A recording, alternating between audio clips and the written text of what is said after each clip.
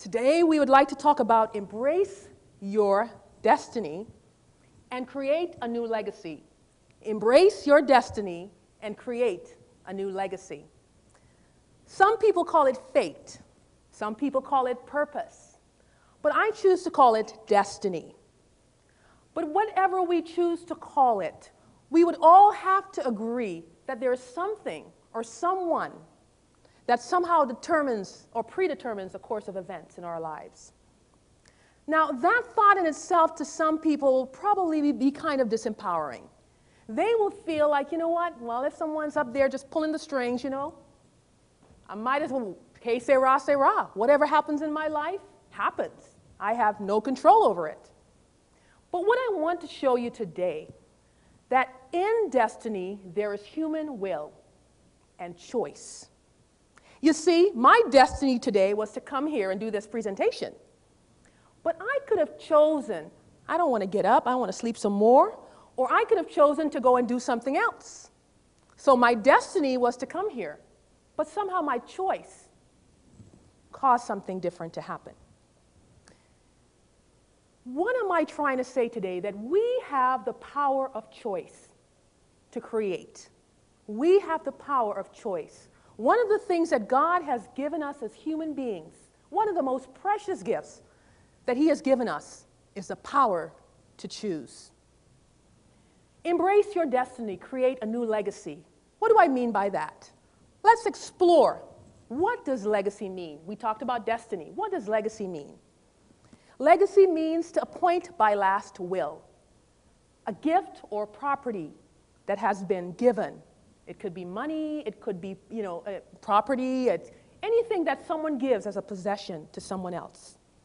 It is a legal term, but in a general sense, as it applies to us, legacy is a heritage that has been passed on to us through our families, but it's rightful, it's legal, it's something that we own. No one can take our legacy away from us. People talk many times about leaving a mark, leaving a legacy. What do they mean by that? In the Bible, people left stones when they would accomplish something or when something significant happened in the community. They would leave stones as remembrances, as monuments, as a legacy. In our country, in the U.S., we have monuments. We have the Lincoln Monument. We have the Vietnam War Memorial. And these monuments are a symbolic of something that was accomplished, or maybe something that was lost, a war that was lost. And people would come there and throw flags or flowers and would commemorate these wonderful experiences or even these painful experiences. But what they would learn lessons from that, and those monuments will stand as teaching moments, as moments where we can learn. What should we learn in this as a country? What are we to glean from this as a nation? You see, we have a legacy, all of us as a nation, but we also have a legacy as human beings. We're born into something. Let me explore that word even further. Legacy, from that word we get the word elegance. Doesn't seem related, does it? What elegance means is polished. It means selected. It means prepared. So legacy has this sense of chosenness. Legacy means that you and I were chosen by God to do something significant in life. But within that sense of chosenness, within that sense of destiny, within that sense of having been called or been chosen to do something, is a choice that we must make. What do we do with that? It's good to say I'm chosen, I'm special, but we have to do something about that. When you embrace your destiny, you are empowered to make choices that will benefit you and those around you. Not only that, but those that are coming after you. September 11th was a time that I believe that we were marked to embrace our destiny. Unfortunately, I think September 11th got our attention. Finally, we realized we're a vulnerable nation. Finally, we realized that, my God, the things that are around us may not always be here. And so we started going to church. People began to pray who didn't pray before, and we became very spiritual, right? But that may have lasted for about 3 months, maybe 5 max. Some people say less. But somehow we forgot. We embraced our destiny, but for a while it was short-lived. We didn't go to the next step, and that's creating legacy. When I say creating legacy, I am speaking about finding purpose, living that purpose, not just for those coming after us, but being productive even right now. We are called by God to be not only reproductive, but productive. We are to produce in our lives fruit that are going to remain. But we're also to leave that for others coming after us. So we are to embrace destiny in these moments, these momentous moments in our lives, and when the country is being shaped, when the world is being shaped in a new way. We are to realize, what am I here for? What is my destiny? And how can I be a creator of legacy?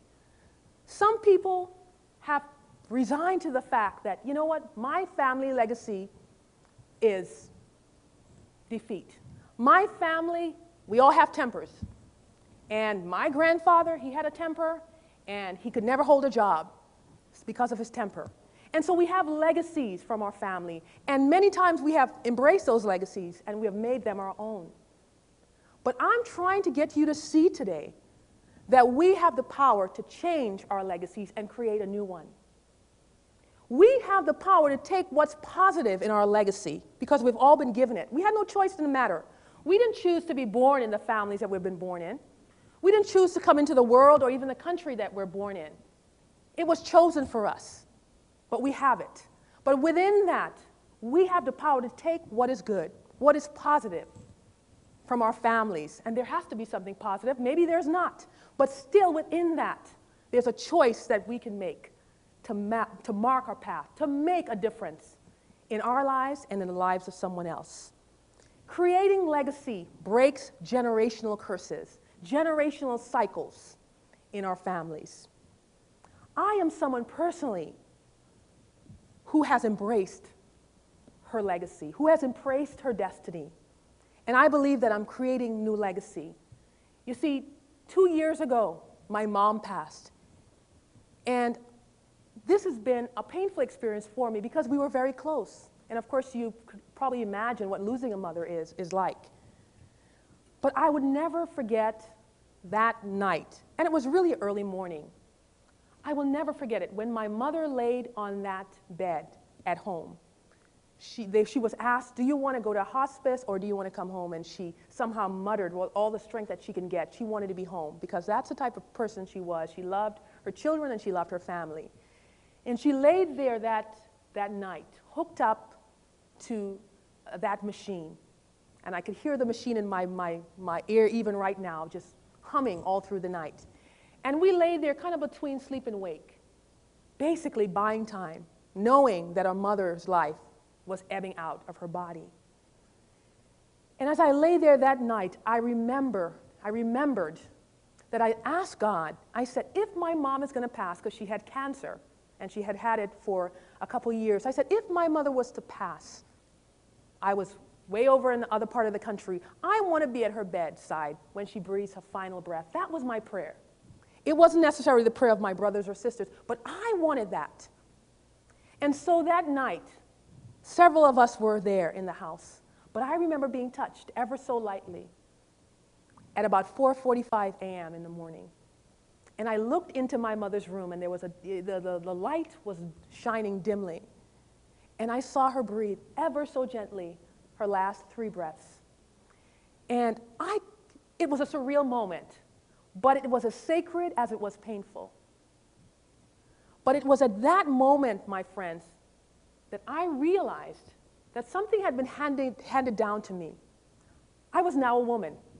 Yes, I had been a woman, but somehow my mother's presence, my mother's life somehow made me continue to feel like a child. I was my mother's child. But in that moment, I realized that I have a responsibility to take what my mother has handed to me to the next level. I came of age, so to speak. I had my rites of passage in that moment. I don't know what your moment might be for you to embrace your destiny and to realize that you are a creator of legacy. I don't know what you've been handed down. I don't know what life or your family has given you. You may be proud of it. You may be not so proud of it. But it's up to you. It's in your hands because God has given us the power to create. God has given us the power to create legacy. You know, a great example in the Bible of someone who learned how to create legacy was the story of Jacob. Jacob was no sweet guy. This was no church-going guy. This guy, you talk about, had a family background that was like, you know what? We want to keep that in the closet, you know. Jacob was not your nice, typical nice guy. He had a family legacy that he could not be proud of. And he himself was called a deceiver. That's what his name meant. He deceived. And his mom was helping him to do it. And as we know the story, many of us, that Jacob and Esau were twins, and Jacob was a younger twin. And God had told his mother, Rebekah, that he would be a special man, and that somehow through him, generations will come to know God, to know Yahweh. But somehow they had to manipulate this thing. They had to make it happen. So they went ahead of God. And so they tricked the father who had loved Esau more than Jacob, because Esau was a tough twin and he was the field guy, and Jacob was more the home, domestic kind of guy. And so the father loved Esau and felt within the culture that Esau was the one to rightfully get this legacy, this birthright. And so the mother tricks the father, who was blind and coming down to his last years. And Jacob, to make a long story short, received the birthright instead of Esau. And that caused a whole dysfunction in the family. The family is already dysfunctional, but it just threw things. Jacob was on the run and from his brother. But what I want to draw your attention to is that experience on Mount Peniel, when Jacob, in his pursuit, in his running from his brother, realized that he could no longer live this kind of legacy. He had generations of people who had deceived their way through, and he had received this. We want to say fault of his own or not, but the truth is he had received it. And he had a choice to make. And that night on Mount Peniel, he wrestled with a stranger who was symbolic of God. And he says, I am not going to let you go until you bless me. He was in essence saying, I am not going to let you go until you exchange this old legacy and give me my rightful legacy. Give me my birthright, my true birthright. And his name was changed, which symbolized a change of his character. And so Jacob realized, finally, that I don't have to settle for what had been handed to me. I don't have to be the deceiver because my granddad was a deceiver or because my dad was a deceiver. I can mark a new legacy. I don't want to live like that. And maybe that's where you are today. Maybe you are sick and tired of living a legacy that has been handed to you. I want to tell you, I want to encourage you that you have the power to make that change. But you have to get to the point where you're desperate and you say, God, I'm not going to let you go until you give me that new legacy. And as a result of what Jacob did, when he met with his brother and they had a reconciliation, little Joseph was standing by. Little son. Little Joseph was standing by looking at his dad reconcile and confess and repent. And he learned a lesson. And years later, after what his brothers did to him, he was able to forgive them because he had learned the power of forgiveness. He had been handed in that moment, that little Joseph, by looking at his father, had been handed a new legacy. And he took that legacy. And years later, he was able to say to his brothers who had sold him into slavery, who had hated him, you meant it for evil, but God meant it for good. Now I'm in the position where I can help you. Isn't that great? And the brothers were like, okay, yeah, I think it is. You know, you're not gonna hurt us? No, this is great. Can you see? The power to create a new legacy. God has given that to us. What are the examples that we're looking at? What are we embracing? giving ourselves the excuses, well, granddad or grandma was this kind of way, and that's my family. That's the way I... Or are you saying, that's the way that was? But you know what? This is the way I will be, because I've learned that that's a destructive way, and this is a good way. Or maybe you have taken what you have in your family for granted. You have taken those things as integrity and morality as something to be pushed aside because society doesn't somehow applaud that, and somehow that's the old school. But that's a legacy. I am blessed and honored to tell you that the legacy that my mother has given me is one of wisdom, of integrity. I tell you, when I make decisions, I'm always hearing her voice saying, Marion, blah, blah, blah. And I was like, oh, there she is. She's still alive. She's still, guiding my life. Because somehow that has been handed to me. That you don't just make choices because it feels good. You make choices because it pleases God. You make choices that honors God and empowers and helps others. I want to encourage you today to embrace your destiny.